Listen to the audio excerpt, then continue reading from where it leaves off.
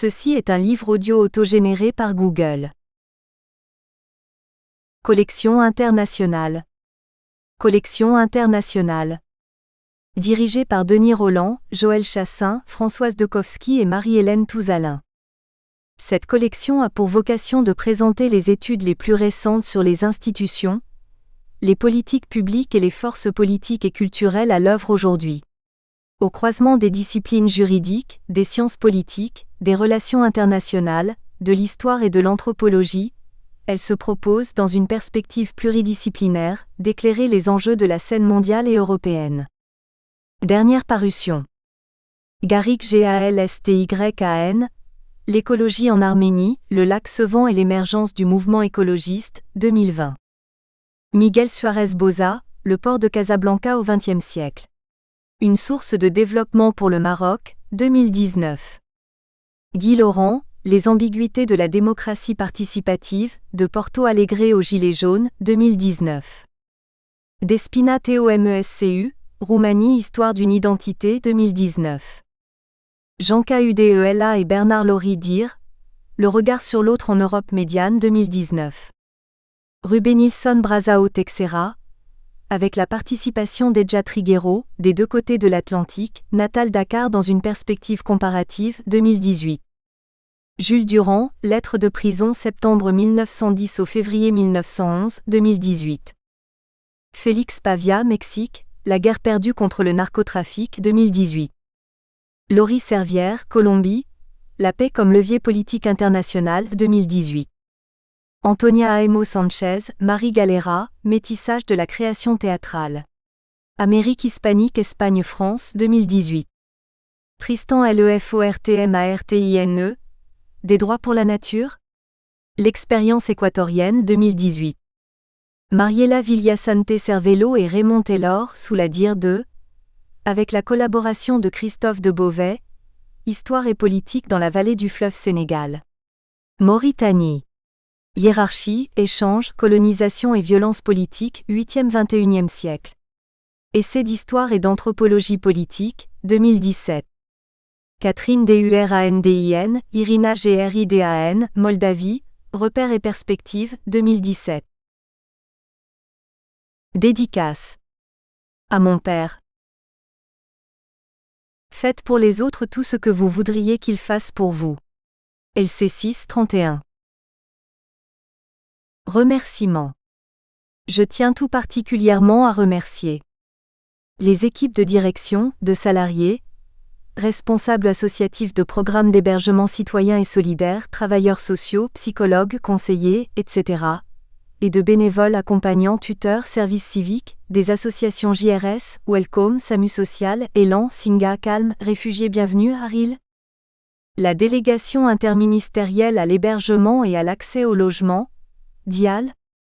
Monsieur Bruno Morel, directeur général, et Monsieur MM, ex-responsable du Centre humanitaire de premier accueil, Bulle de la Chapelle, et du Centre d'accueil de jour migrants Famille Coustou à Paris, de l'association Emmaüs Solidarité. Les accueillants hébergeurs de personnes réfugiées. Les personnes réfugiées accueillies chez des particuliers. Mon directeur de mémoire, Monsieur Marcel Jäger. Les professeurs et intervenants du CNAM. La maison d'édition L'Harmattan. Mon conjoint. Et toutes les personnes qui m'ont gentiment mis en contact, orienté, conseillé, inspiré, fait confiance et qui ont témoigné pour les besoins de mon mémoire de recherche qui a servi de base à la rédaction de cet ouvrage. Avant-propos. Cet essai, qui porte sur l'hébergement de personnes réfugiées chez des particuliers, est issu de mon mémoire de recherche, soutenu au CNAM de Paris en 2018, pour la validation d'un Master 2 en sciences humaines et sociales, mention intervention et développement social, parcours recherche en travail social, et s'inscrit également dans mon champ d'activité professionnelle et mes missions bénévoles. Il a été facilité par la bienveillance et l'aimable disponibilité dont ont fait preuve bon nombre de personnes, dont les membres de plusieurs associations d'hébergement solidaire et citoyen, les personnes accueillies et accueillantes, et la DIAL, Délégation interministérielle à l'hébergement et à l'accès au logement, laquelle m'a partagé son retour d'expérience sur le sujet.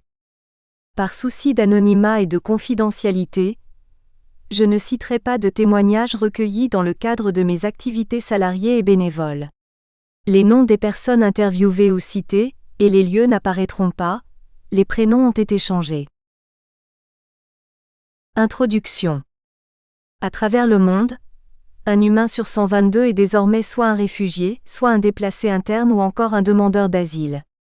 Un chiffre alarmant en hausse qu'enregistre le 18 juin 2015 l'Agence des Nations Unies pour les réfugiés, est commenté par Antonio Guterres, le haut-commissaire des Nations Unies pour les réfugiés. Nous sommes les témoins de déplacements forcés sans précédent à travers le monde. Il est terrifiant que, d'une part, l'impunité augmente quant à l'éruption de ces conflits et que, d'autre part, la communauté internationale semble totalement incapable de travailler conjointement pour faire cesser les guerres ainsi que pour édifier et préserver la paix. Si en 2015, le HCR compte 65,3 millions de déracinés, on pourrait encore noircir le tableau puisqu'un an plus tard, c'est un être humain sur 113 qui est déraciné, sans parler de tous les migrants climatiques qui prendront eux aussi le chemin de l'exil dans les années à venir. Les rapports annuels du Conseil norvégien pour les réfugiés montrent depuis plusieurs années qu'il y a davantage de réfugiés climatiques que de réfugiés liés aux conflits dans le monde. Et ce n'est que le début. L'ONU prévoit 250 millions de réfugiés climatiques dans le monde en 2050. Le passé de la France et de l'Europe, notamment en matière de guerre, la réalité que nous vivons aujourd'hui et les prévisions décrites plus haut, ont de quoi faire réfléchir tout le monde et amènent à la question ultime, serons-nous aussi un jour des réfugiés ? Le présent essai porte sur un sujet d'actualité assez brûlant, l'hébergement de réfugiés chez des particuliers en France, parfois appelé hébergement citoyen ou hébergement solidaire. Je reviendrai sur ces termes et le cadre de l'étude plus bas. Depuis 2015 en effet, l'Europe dont la France assiste à un afflux massif de migrants qui fuient les persécutions, régimes répressifs, organisations djihadistes, famines et ou les guerres en Syrie, Iran, Irak, Afghanistan, Pakistan, Libye, Congo, Corne de l'Afrique, Somalie, Éthiopie, Kenya, Soudan, Érythrée, Djibouti, République Centrafrique, Burundi, Kosovo, Nigeria, Tibet. L'Europe, qui balance entre libre circulation et contrôle des frontières, peine à mettre en place une politique de l'asile équitable, cohérente et efficace. La France oscille elle aussi entre accueil et fermeture. En 2017, 262 000 titres de séjour y ont été délivrés, majoritairement à des réfugiés et à des étudiants, soit une hausse de 13,7% en un an selon la Direction générale des étrangers en France, DGEF. La barre des 100 000 demandes d'asile a été franchie cette même année puisque l'Office français de protection des réfugiés et apatrides OFPRA en a comptabilisé 100 412. Devant ces catastrophes humanitaires, les constitutions et évacuations de camps comme ceux de Calais, les bidonvilles à Paris, et face au manque de places d'hébergement, des particuliers ont décidé d'ouvrir leurs portes pour héberger des migrants. Avant d'aller plus loin, le terrain d'étude mérite d'être clairement décrit pour la bonne compréhension de tout ce qui va suivre. Tout d'abord, les personnes accueillies que j'ai interviewées sont des réfugiés au sens large, c'est-à-dire des personnes bénéficiant de la protection internationale, le statut de réfugié ou la protection subsidiaire, ou encore des demandeurs d'asile qui ont reçu l'attestation de demande d'asile et qui sont toujours en attente d'une décision les concernant, de sorte qu'elles séjournent sur le territoire français et sont hébergées en toute légalité. Une seule des personnes interviewées, une accueillante, sort du cadre légal en acceptant d'héberger des personnes en séjour irrégulier.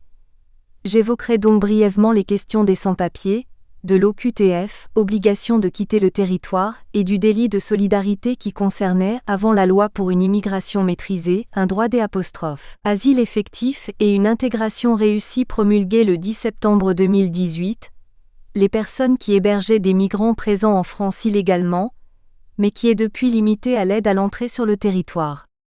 Il apparaît donc fondamental de faire la distinction entre migrants et réfugiés. Il n'existe pas de définition juridique du migrant. Toutefois, selon l'ONU, ce dernier est une personne née dans un pays et qui vit dans un autre pays pour une durée supérieure à 1 an, quelles qu'en soient les raisons, volontaires ou involontaires, et les moyens utilisés, réguliers ou irréguliers, pour migrer.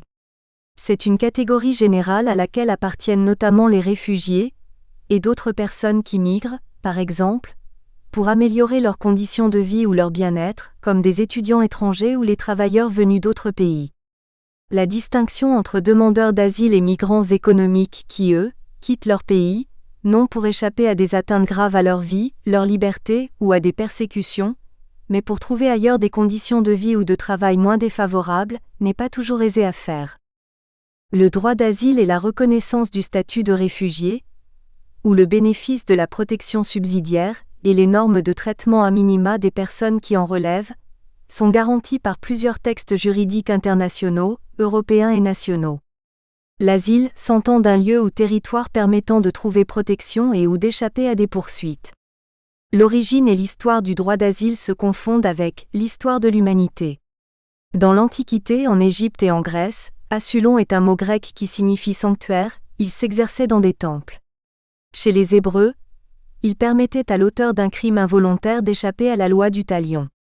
En France notamment, l'Église chrétienne accorde refuge aux personnes menacées. À l'époque moderne, le droit d'asile s'est affranchi de son fondement religieux et repose sur des concepts de droit international et français. La Convention de Genève du 28 juillet 1951 relative au statut de réfugié, adoptée par résolution de l'Assemblée générale des Nations unies, et étendue sans limite de temps ni d'espace par le protocole de New York du 31 janvier 1967, texte emblématique et fondateur de la protection internationale des réfugiés, définit le réfugié, au sens strict, comme une personne forcée de quitter son pays qui, craignant avec raison d'être persécuté du fait de sa race, de sa religion, de sa nationalité, de son appartenance à un certain groupe social, ou de ses opinions politiques, se trouve hors du pays dont elle a la nationalité et qui ne peut, ou du fait de cette crainte, ne veut se réclamer de la protection de ce pays, ou qui, si elle n'a pas de nationalité et se trouve hors du pays dont elle a la résidence habituelle à la suite de tels événements, ne peut ou en raison de la dite crainte, ne veut y retourner. Dans l'Union européenne, UE, dont la France est l'un des 28 États membres, plusieurs textes fondateurs prévoient la libre circulation des personnes, Acte unique européen de 1986, Convention d'application de l'accord Schengen de 1990. 3 règlements communautaires et 4 directives. Droit dérivé à portée obligatoire pour tous les États membres de l'Union européenne, réglemente le droit d'asile.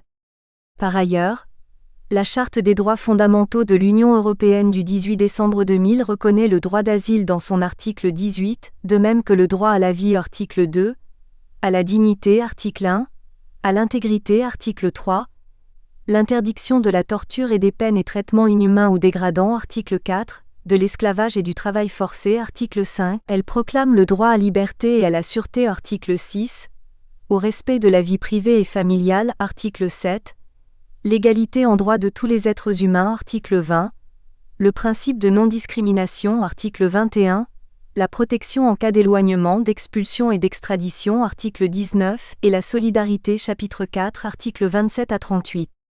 Tous les principes qui y sont énoncés vont dans le sens de la protection des personnes en situation de migration forcée. Au niveau interne, la loi du 25 juillet 1952 avait fixé les conditions d'application de l'asile conventionnel et le préambule de la Constitution de 1958, renvoyant à celui de 1946, a été repris à l'article 711-1 du Code de l'entrée et du séjour des étrangers et du droit des asile CCEDA.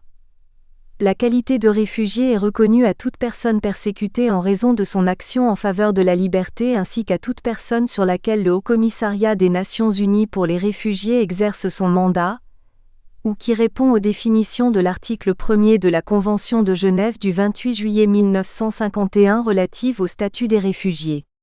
Le Conseil constitutionnel a proclamé le droit d'asile comme un droit fondamental, inscrit, depuis 1993, à l'article 53A1 de la Constitution.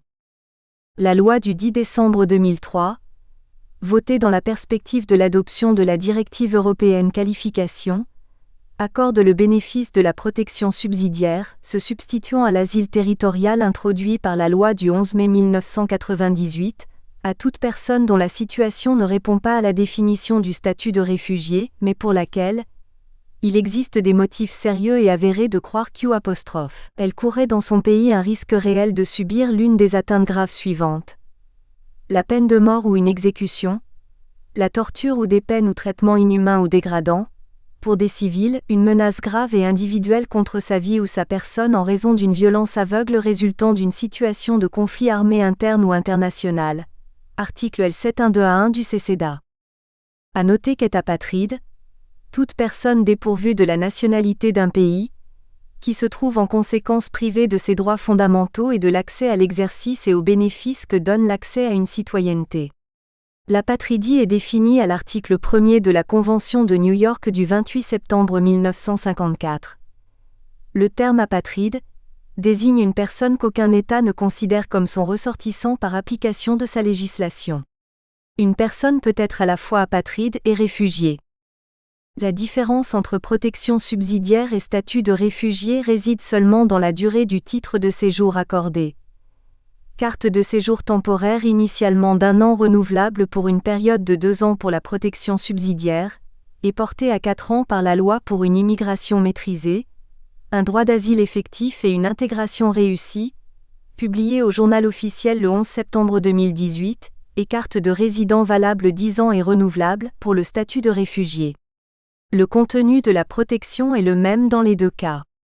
La protection internationale, statut de réfugié ou protection subsidiaire, permet à la personne de bénéficier des mêmes droits que les Français sauf pour le droit de vote, d'accéder au marché du travail, même si en théorie le demandeur d'asile peut aussi obtenir une autorisation de travail, passé 9 mois après sa demande d'asile auprès de l'OFPRA, depuis la loi du 29 juillet 2015 portant réforme du droit des asile, de bénéficier du respect des garanties fondamentales que lui reconnaît le droit national, européen et international, et le droit à une réunification familiale, au bénéfice de son conjoint et de ses enfants âgés au plus de 19 ans, qui n'est pas soumise à des conditions de durée préalable de séjour régulier, de ressources, ni de logement.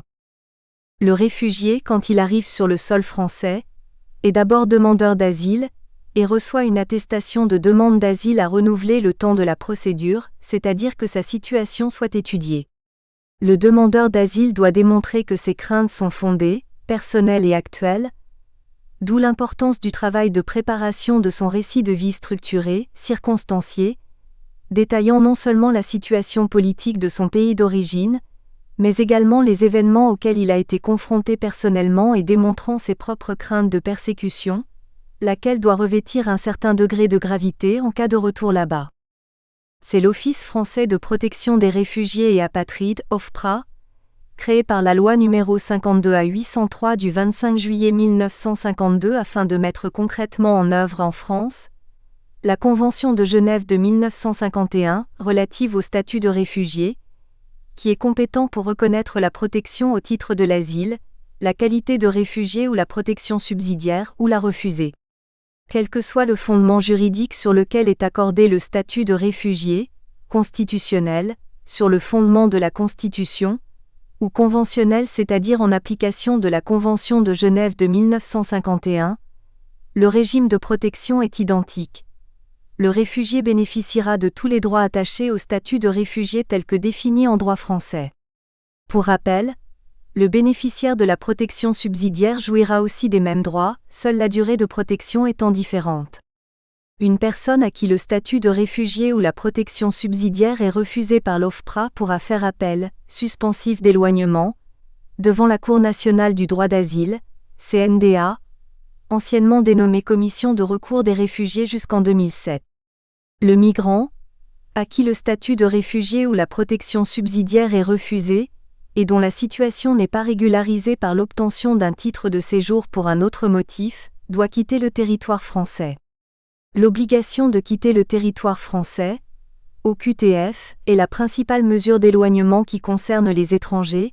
L'arrêté préfectoral de reconduite à la frontière a été supprimé, prise par le préfet, notamment en cas de séjour irrégulier en France ou suite au refus de délivrance de titre de séjour.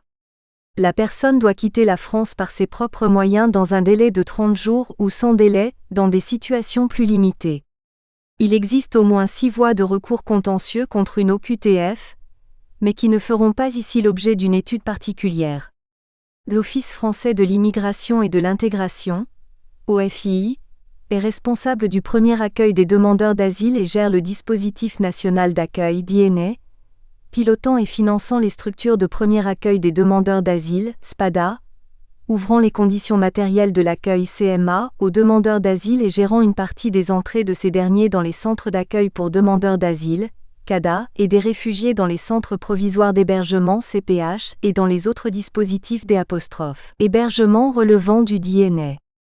Les particuliers accueillants concernés par le cadre de mes recherches sont des ménages qui peuvent être composés de personnes seules ou en couple, des familles, avec ou sans enfants, des colocataires, vivant quasiment toutes en Île-de-France, une seule famille interviewée vit en province, et qui héberge un migrant hors cadre professionnel et gratuitement, sauf petite participation financière qui peut parfois leur être versée, j'y reviendrai plus tard.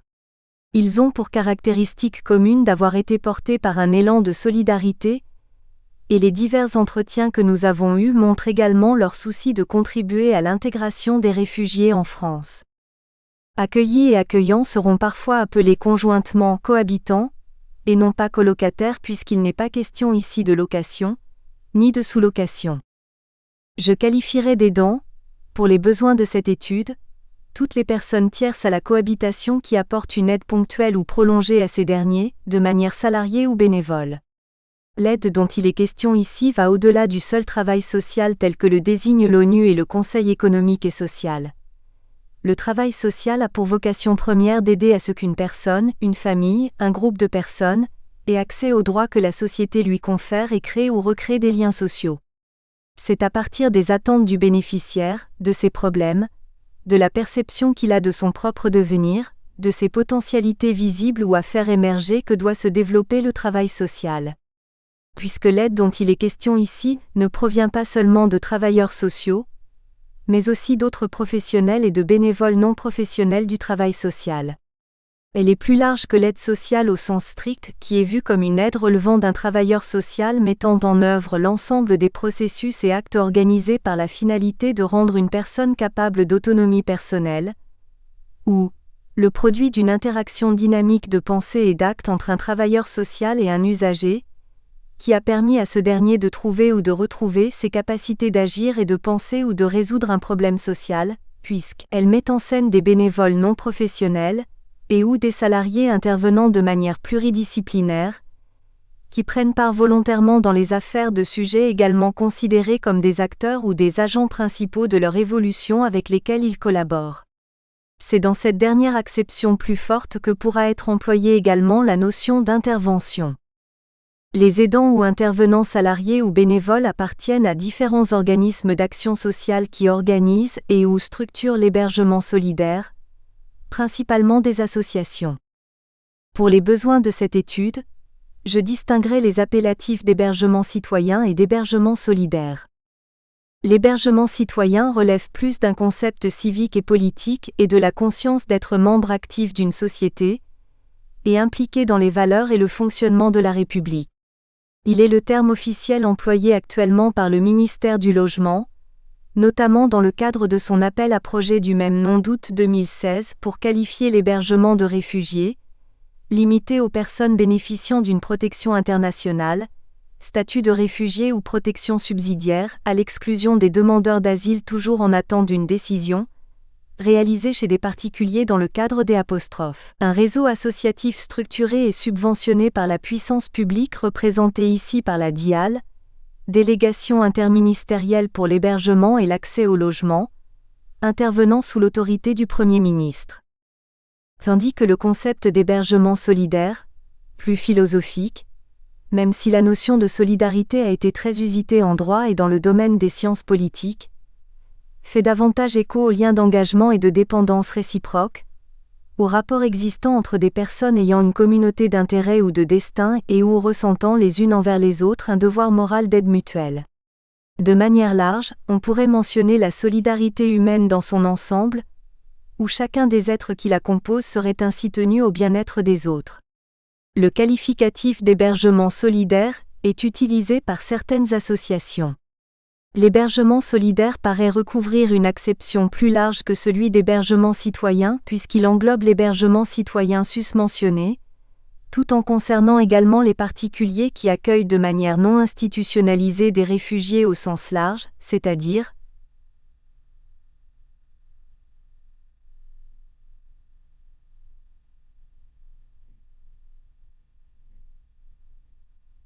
réfugiés bénéficiaires de la protection subsidiaire et demandeurs d'asile, mais aussi des migrants en situation irrégulière. L'hébergement citoyen est donc une forme d'hébergement solidaire, mais l'inverse n'est pas vrai. J'emploierai le concept d'hébergement solidaire ou celui d'hébergement citoyen, en fonction du contexte de leur utilisation selon celui qui me paraît le plus juste pour décrire la réalité observée, ou le plus approprié pour signifier un phénomène. Je n'utiliserai pas le vocable d'hébergement chez l'habitant, car ce dernier se fait à titre onéreux, s'agissant généralement de la location d'une chambre chez l'habitant dans un but touristique. Je crois au contraire important de souligner que les réfugiés, qui ont quitté leur pays de manière forcée, ne sont pas des touristes. Cet hébergement solidaire, dont il est question dans cette étude, peut se faire de manière institutionnalisée sous l'égide de la DIAL ou non, s'organiser au sein d'un réseau associatif ou se faire hors cadre, directement d'un hébergé à un hébergeur. Il s'inscrit dans une temporalité allant de quelques jours à plusieurs mois, 1 an et demi au maximum. À partir de mon sujet de départ, l'hébergement de réfugiés chez des particuliers en France, aussi dénommé hébergement solidaire ou hébergement citoyen, j'ai décidé de m'interroger en réponse à la crise humanitaire sur l'aide humanitaire spécifique que représente l'hébergement solidaire, et en particulier en quoi cette forme manifeste de solidarité peut être créatrice de liens ou au contraire génératrice de rejet, d'analyser la nature des relations interhumaines qu'elle suscite, la place que ce mode d'accueil réserve à la liberté, et dans quelle mesure, en favorisant la rencontre, il pourrait, soit permettre le développement de rapports interpersonnels et sociaux, l'intégration des personnes et le bien-vivre ensemble, soit générer à l'opposé un effet pervers d'accentuation de la ségrégation.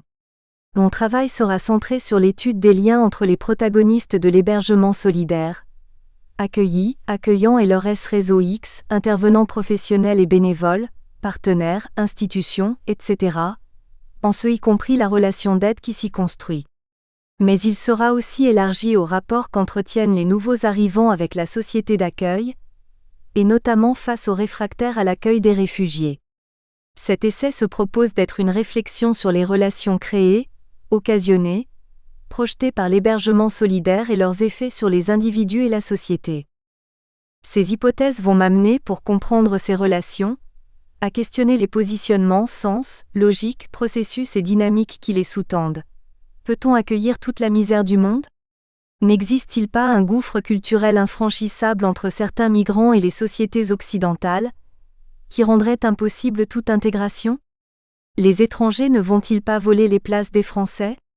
Quelles sont les conditions préalables à l'accueil d'un allochtone chez un autochtone ? Son cadre ? Comment les personnes cohabitent-elles, vivent-elles, mangent-elles, communiquent-elles ensemble ? Qui les accompagne et comment ? Les réfugiés peuvent-ils s'insérer dans la société ? L'exploration empirique et théorique de cet objet d'étude et l'historique français et européen en matière d'immigration et de politique migratoire m'amènent à supposer que, si le monde est en proie à une crise humanitaire d'envergure, la France souffre plus d'une crise de l'accueil que d'une crise migratoire, à laquelle l'hébergement solidaire se veut constituer une des modalités de réponse. La solidarité en tant que principe d'action, mise en pratique par la population civile, peut être génératrice de rencontres et formatrice de liens humains et sociaux, et que cette solidarité peut elle-même ainsi constituer un levier d'autonomisation et d'inclusion de personnes réfugiées en France. Je m'attacherai donc, à l'aide d'un travail documentaire et d'investigation de terrain, à proposer une réflexion sur l'hébergement solidaire, les liens, interactions, interdépendances, configurations en jeu et leurs conséquences afin de répondre à mes questionnements, confirmer ou invalider mes hypothèses et éclairer toute personne intéressée par ce sujet, en particulier celle en charge de l'accueil ou de l'intervention sociale dans ce domaine.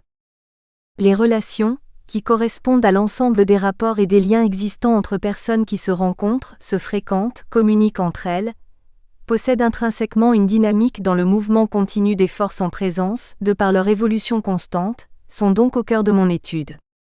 Le cadre théorique de cet ouvrage repose sur une réflexion menée quant aux liens entre les différents acteurs de l'hébergement solidaire, mais aussi au rapport entre les réfugiés et la société d'accueil, interrogé à la lumière des concepts d'humanité, de solidarité et de liberté, qui se situent au carrefour de la sociologie, de la philosophie et du droit. Pour mener à bien cette interprétation, dans sa dimension médiate, j'ai choisi de faire dialoguer la sociologie interactionniste, la philosophie intersubjective éthique, et les droits de l'homme en prenant appui principalement sur des sources de référence. La Société des individus de Norbert Elias, Soi-même comme un autre de Paul Ricoeur, Éthique et infinie d'Emmanuel Lévinas, et la Charte des droits fondamentaux de l'Union européenne. La notion d'humanité occupe une place de choix dans mon étude en ce qu'elle renvoie à plusieurs aspects que je me propose d'y décrire. D'abord, l'humanité désigne bien entendu l'être humain ou l'homme dont voici la définition du moteur de recherche Google. 1. Être mâle ou femelle, appartenant à l'espèce animale mammifère de la famille des hominidés, seul représentant de son espèce Homo sapiens, vivant en société, caractérisée par une intelligence développée et un langage articulé, synonyme, anthropo. 2. L'être humain en général. Ensuite, elle évoque la nature mondiale de la question des réfugiés. Elle met en relief ce que beaucoup qualifient de crise des migrants, et que quelques autres jugent comme une crise de l'accueil, sous un autre angle, celui de crise humanitaire. En réponse à l'afflux massif des migrants qui se perpétue depuis 2015, le Conseil supérieur du travail social, CSTS, a rappelé le droit de tout être humain d'être respecté et de bénéficier de la protection de son intégrité physique et morale. Le mot humanité fait écho à l'universalité de l'être humain à côté de son individualité, et nous renvoie bien évidemment aux principales disciplines auxquelles cette étude se réfère, les sciences humaines et sociales et le droit qui utilise beaucoup cette notion particulièrement dans sa branche des libertés fondamentales. Comment pourrais-je définir maintenant la notion particulièrement riche et complexe qu'est celle de solidarité? J'aime cette phrase d'Élie Faure, qu'on le sente ou non, qu'on le veuille ou non, une solidarité universelle unit tous les gestes et toutes les images des hommes, non seulement dans l'espace, mais aussi et surtout dans le temps. Nous espérons que vous avez apprécié cet aperçu. Pour continuer à écouter ce livre audio sur Google Play Livres, utilisez le lien dans la description de la vidéo.